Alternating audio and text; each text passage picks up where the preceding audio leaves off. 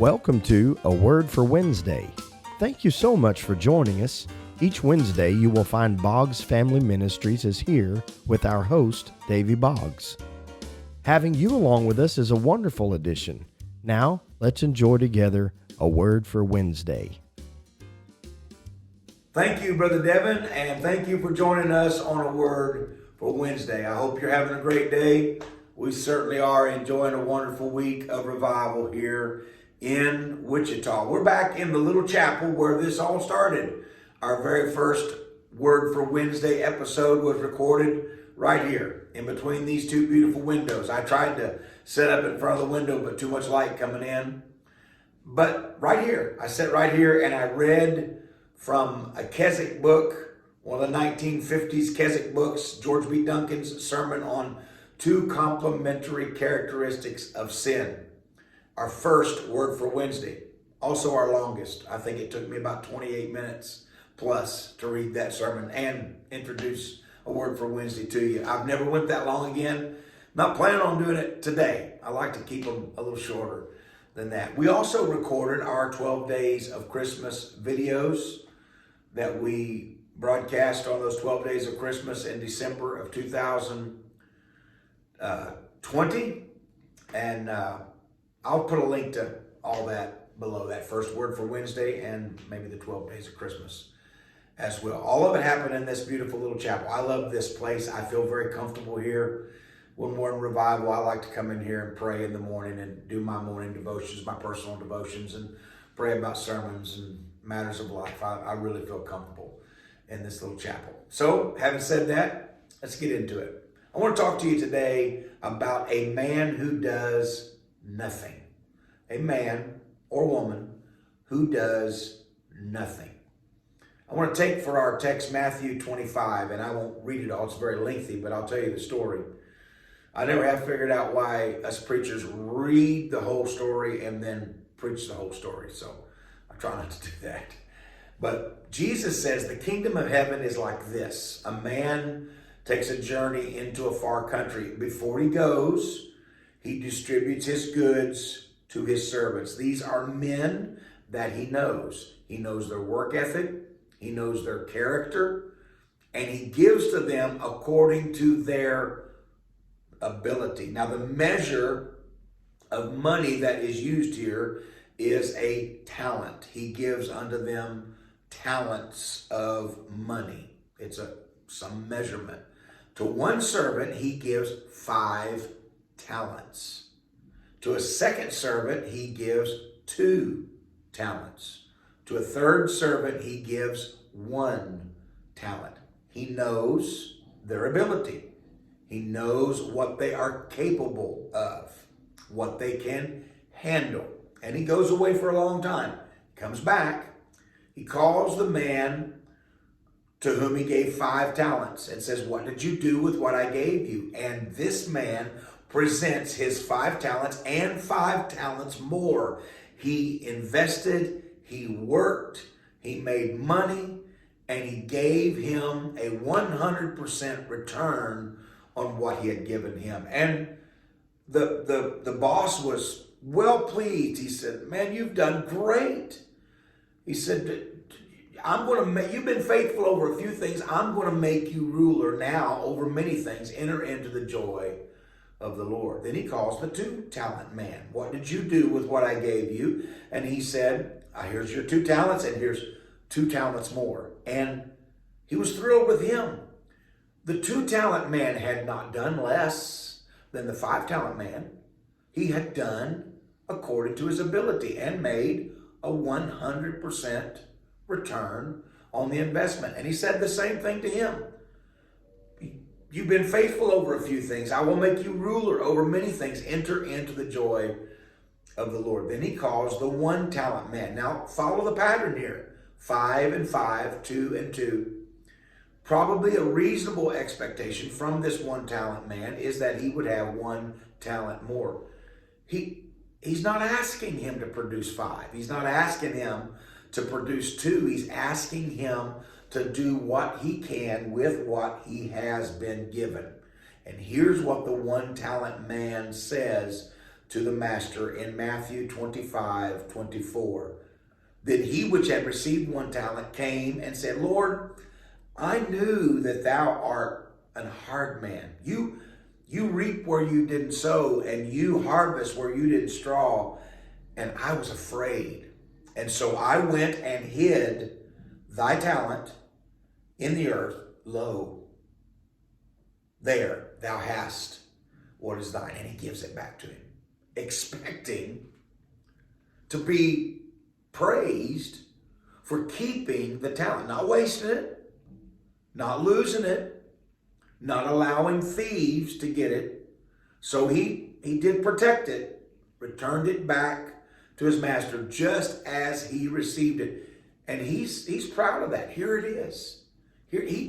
I think he fully expects to be rewarded for returning the thing he's been given.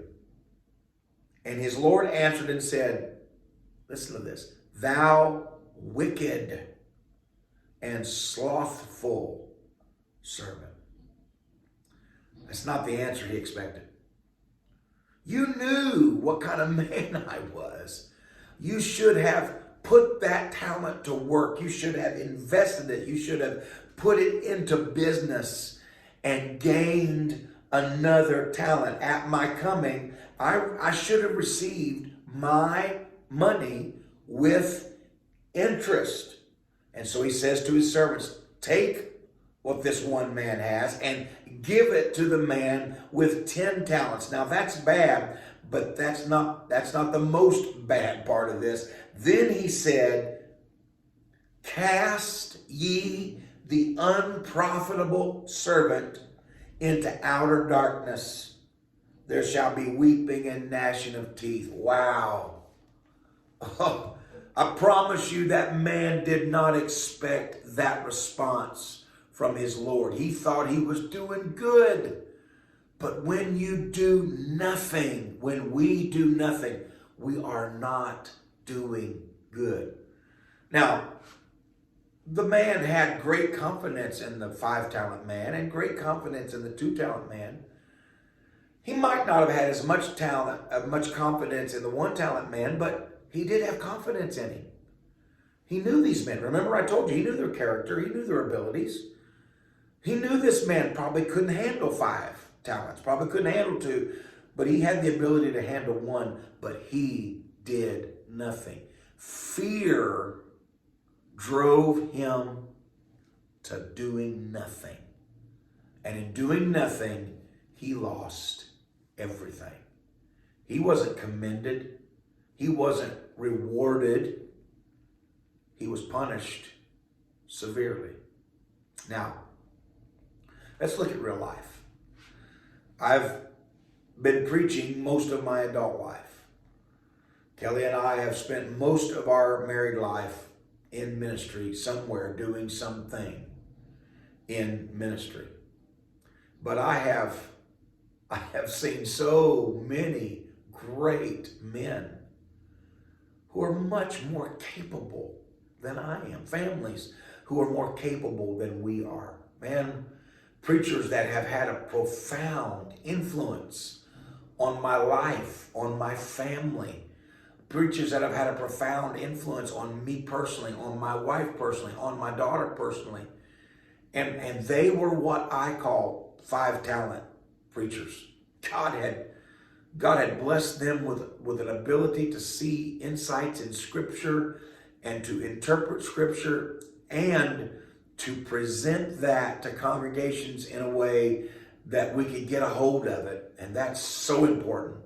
I mean, it's one thing to see it. It's another thing to get it out your mouth to people in a way that they can grab a hold of it and gain spiritually from it. And I've watched these wonderful men, and they've influenced my lives, and many of them are talented in ways that I will never be. And they're great people, and they love people, and people obviously love them, and they have naturally charismatic personalities. I don't mean charismatic in a bad sense. People are drawn to them. They're just like people magnets, and they have such personality and natural ability, and some of them have vocal abilities and multi-instrument abilities. They're just, I've looked on in amazement at some of these preachers, and in my heart and out my mouth, I have said, I can never do that. I'm not that man. But God doesn't require me to be that man. What happens if I say, God, I can't be brother so-and-so, and I can't be sister so-and-so, and I can't be like them. And so I'm just gonna keep my head down over here, and I'm just gonna do my little thing without anybody seeing it, and basically do nothing. What happens to Davy? What happens?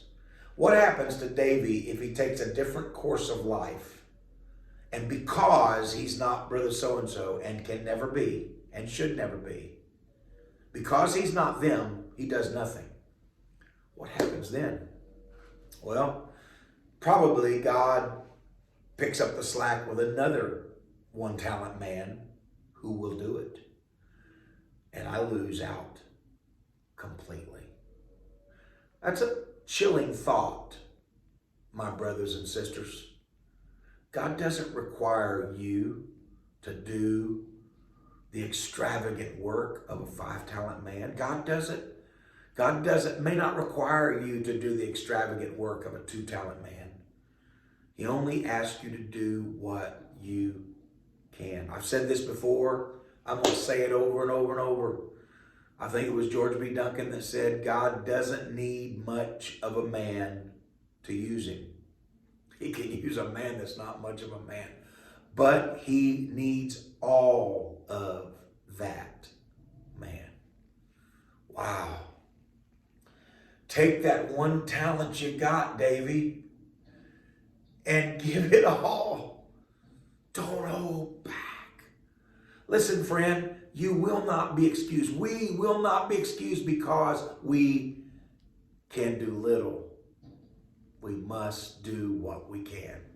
Let me read something to you. I wrote this down a few months ago, and I neglected to write down the source, and I apologize for that. But it says this: it's amazing what Jesus can do in the life of an individual. He can right wrong actions. He can correct wrong directions. He can change wrong decisions. He can forgive sin. He can give deliverance. He can give second chances. He can give second graces. He can guide the man who is walking. He can pick up the man who has fallen. But for the man who will not try, for the man who is frozen in indecision, for the man who does nothing, Jesus will do nothing.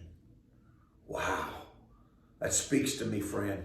God, give me grace to do what I can and not be the man who does nothing. Work while it's day, for night cometh when no man can work. That's our word for Wednesday. Thank you, friends. See you next week. God bless you. That is our word for Wednesday. We are so glad that you've spent a few minutes with us today. If you've been touched by today's episode, please share it with your friends and family. We welcome your questions or comments below or by email. You can find the email address in the description, along with a link to mile markers, the website for Boggs Family Ministries. Also, please give this video a thumbs up and subscribe to our channel. Thank you again, and we hope to see you next Wednesday.